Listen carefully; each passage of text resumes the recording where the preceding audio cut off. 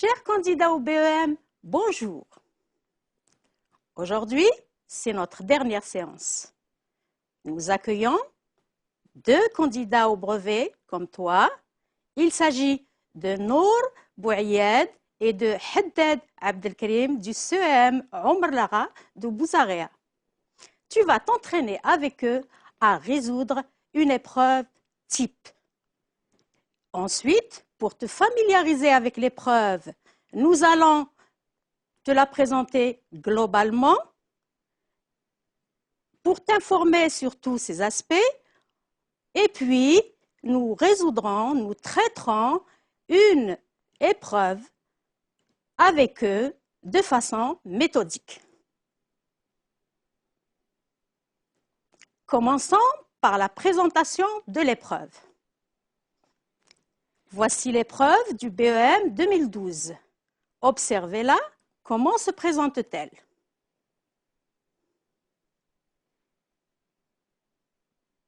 Comme indiqué sur le sujet, vous disposez de 2 heures pour effectuer votre travail. Tu le vois, cette épreuve est structurée en 2 parties. La première partie, c'est la compréhension de l'écrit. Cette partie vise à évaluer, cher candidat, ta compétence de compréhension de l'écrit. Elle comporte un texte et un questionnaire. La deuxième partie, c'est la production écrite. Cette seconde partie de l'épreuve vise à évaluer ta compétence en production écrite. Elle comporte un sujet de rédaction ou de production écrite que tu dois traiter en une douzaine de lignes environ. Maintenant, nous allons résoudre ensemble de façon méthodique une épreuve type. Voici le sujet. Comment l'aborder? Vous remarquerez qu'il est structuré de la même façon que le sujet précédent. Un texte, un questionnaire de compréhension et une production écrite. Commençons par le texte. Je te rappelle, et tu le sais déjà, qu'un texte est un ensemble organisé et qui a un sens. Comment l'approcher pour bien le comprendre? Pour réussir la première partie de l'épreuve, il faut tout d'abord comprendre le texte. Pour bien le comprendre, vous devez d'abord, avant de le lire, vous intéresser à sa présentation sur la page. Dans un premier temps, observez le texte pour repérer son organisation. D'après sa présentation, vous pouvez déjà identifier s'il s'agit d'un article de journal, d'un poème, d'un texte explicatif ou documentaire, d'une lettre, d'un extrait de roman. Ce sont des indices qui vous aideront par la suite. Alors, à quoi ressemble-t-il? Ce n'est ni un article de journal, ni un poème, ni même une lettre. C'est donc un extrait de roman. Très bien. Ensuite, lisez tout ce qui entoure le texte ou le paratexte, c'est-à-dire le titre, la source, l'auteur, les débuts de paragraphe. Tout cela vous permettra de retrouver le thème, de quoi parle le texte. À présent, faites une première lecture complète du texte pour en saisir le sens général en vous posant les questions. Quels sont les personnages présents dans le texte ou qui parlent dans ce texte? À qui? De quoi? Après cette première lecture, lisez tout le questionnaire.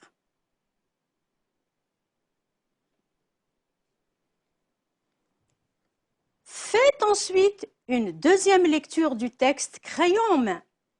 Soulignez les mots-clés, les personnages, les arguments, les explications, la conclusion et encadrez les articulateurs.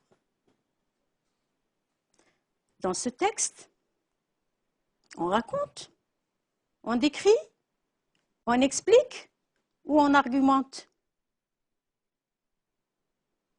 À ce niveau, vous pouvez déterminer le type de texte. De quel type est donc ce texte? Ce texte est un texte narratif argumentatif. Tu peux justifier ta réponse? On peut voir clairement qu'il y a des arguments. Mhm. Et l'auteur dit qu'il avait 9 ans, qu'il était l'élève de son père, ça veut dire qu'il raconte. Il raconte. Très bien. À présent, vous allez répondre aux questions de compréhension.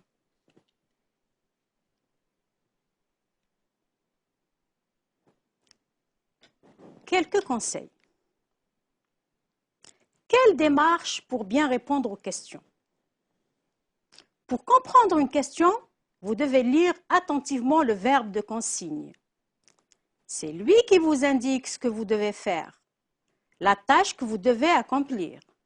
Faut-il relever, classer, relier, compléter, choisir ou justifier? Vous devez ensuite la reformuler pour mieux vous l'approprier. Répondez au brouillon par des phrases complètes et correctes.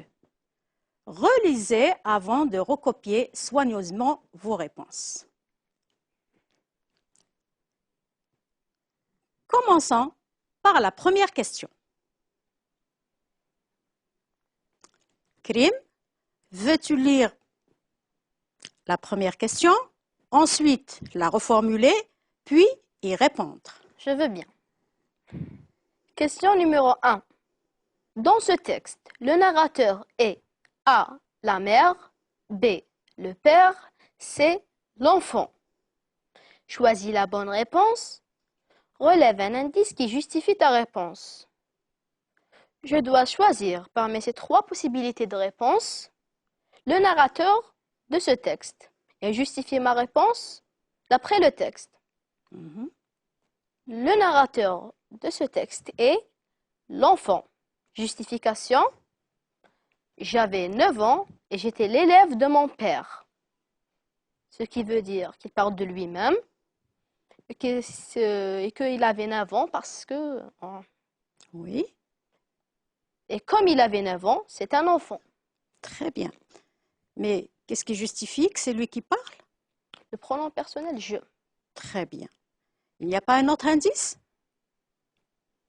Si, le pronom possessif, mon. Mon, et on peut aller plus loin, La ma, mère. quand il dit ma mère. Très bien. Alors, à toi, Nour. Maintenant, la deuxième question. Alors, la deuxième question. Quel est le thème du devoir que l'enfant doit rédiger? Donc, je dois préciser le thème ou le sujet du devoir que l'enfant doit rédiger. Le thème du devoir que l'enfant doit rédiger est le choix d'un métier d'avenir. Mhm. Très bien. À toi, Karim. 3e question. La maman encourage son fils à choisir le métier de pharmacien. Quel argument avance-t-elle pour convaincre son fils? A-t-elle réussi à le convaincre? Justifie ta réponse d'après le texte.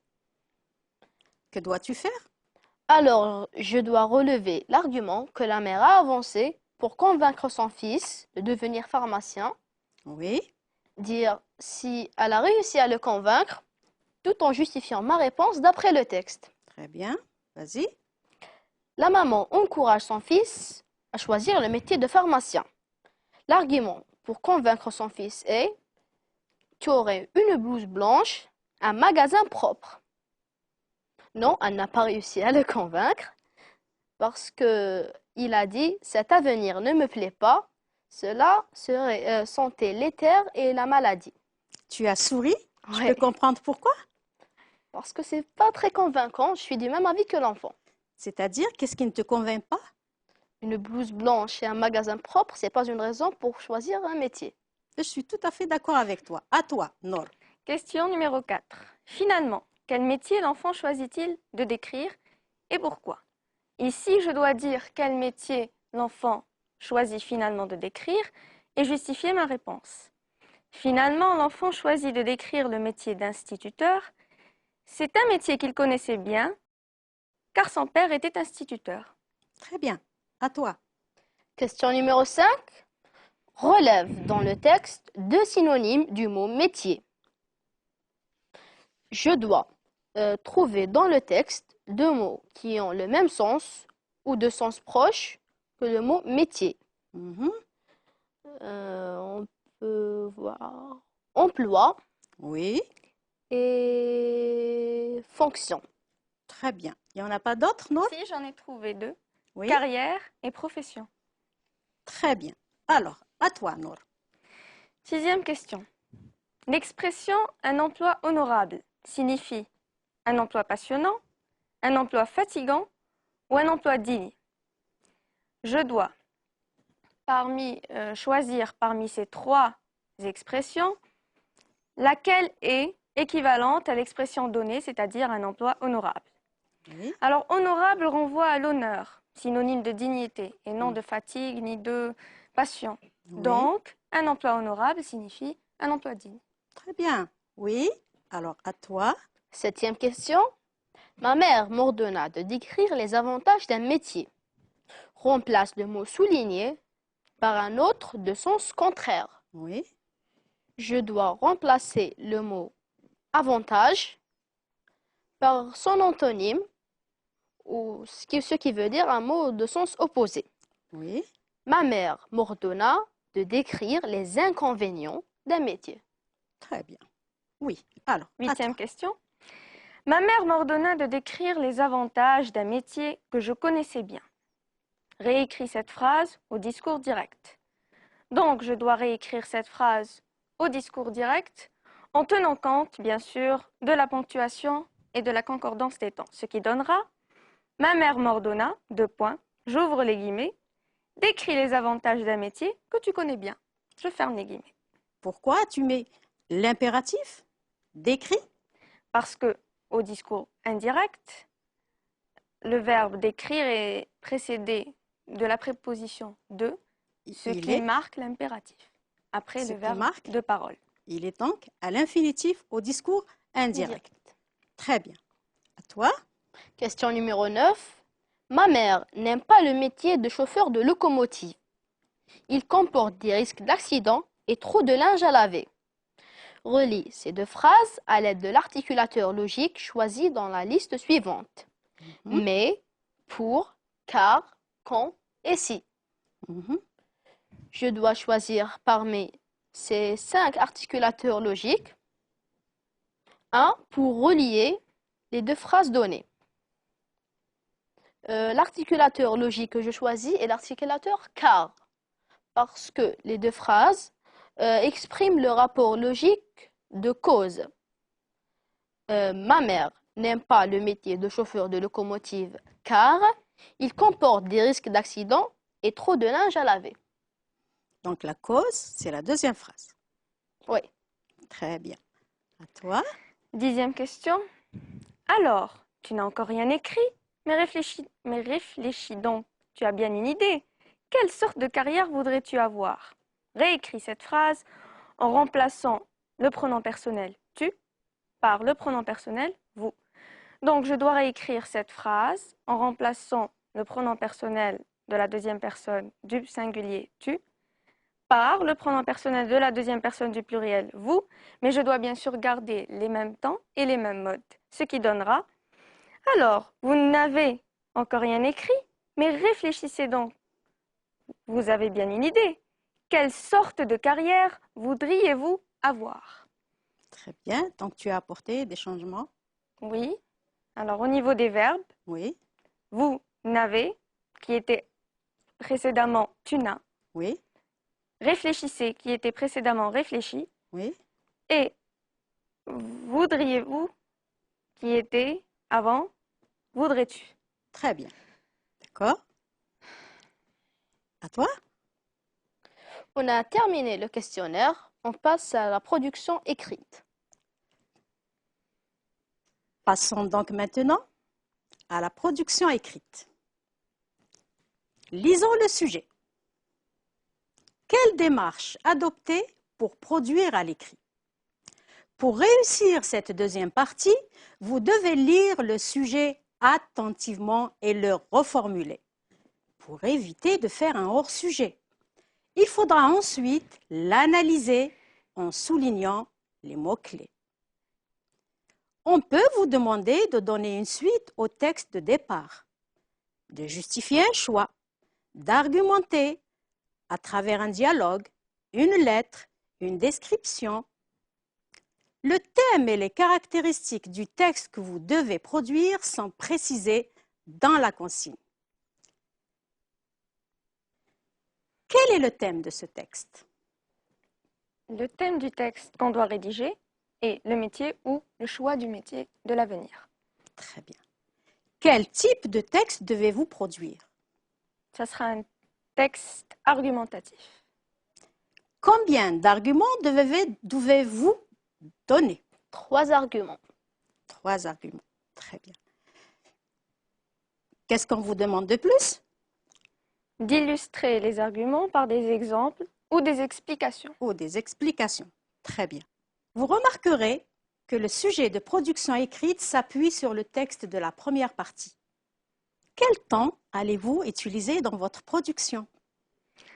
Alors, personnellement, j'utiliserai le conditionnel présent, qui est un Pourquoi? temps incertain qui exprime l'incertitude, puisqu'on rêve d'exercer un métier. C'est donc mais un souhait.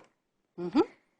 Alors, Et le présent de l'indicatif, parce qu'on doit argumenter en utilisant des choses qui existent, des vérités générales. Mhm.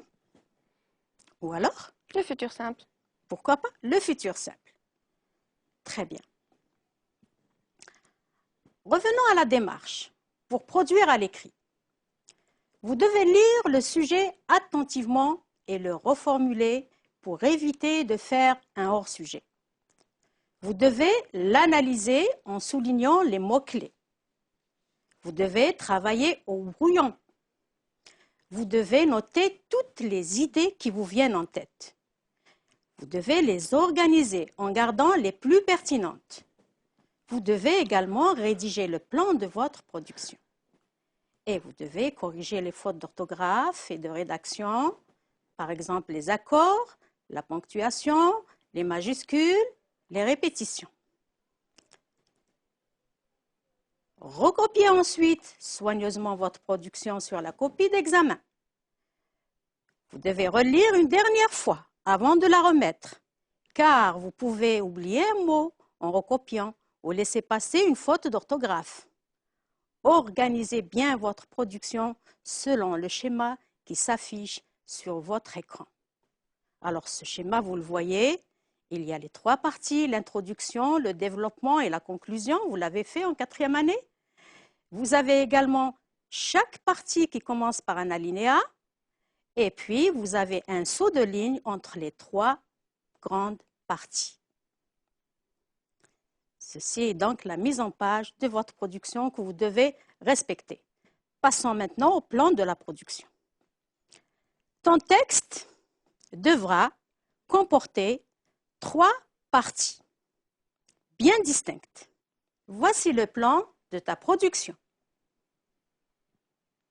Voici le plan de la production écrite de Nour. Nour, veux-tu nous lire ta production? Oui, évidemment. Je me revois encore petite écolière, fraîchement scolarisée, passant le plus clair de mon temps à chercher à imiter mon institutrice. J'ai toujours été pleine d'admiration pour une profession si noble, celle de donner le savoir. Mais à présent, mes ambitions ont changé. Chercheur dans le domaine médical, tel est mon vœu. Tout d'abord, j'aimerais exercer ce métier pour faire plaisir à mes parents. En effet, ma mère a toujours rêvé de me voir percer dans ce métier qu'elle admire tant. Ensuite, je voudrais contribuer à l'apaisement des souffrances des autres. Ainsi, grâce à la recherche scientifique, il est possible de trouver des remèdes à des maladies jusque-là incurables, comme le cancer, les maladies rares ou orphelines. Enfin, le développement de la médecine et l'avancée de la recherche scientifique en Algérie consoliderait l'autonomie de notre pays sur tous les plans. Cela mettra fin au transfert onéreux de nos malades pour soins à l'étranger. En définitive, je suis convaincue que chercheur dans le domaine médical est bien le métier qui me correspond le mieux. Un métier honorable, digne et noble, qui serait une véritable preuve de mon profond altruisme et de mon patriotisme le plus sincère. Merci, Nour. Je vous en prie. Chers candidats, nous voilà arrivés au terme de l'émission. Nous souhaitons à tous les candidats au BEM la réussite. Nous remercions également Nour et Abdelkrim pour leur participation. Nous remercions le chef de l'établissement Omar Lara, Madame Medjahri et Madame Noui, leur professeur de français. Nous te disons bonne chance et au revoir.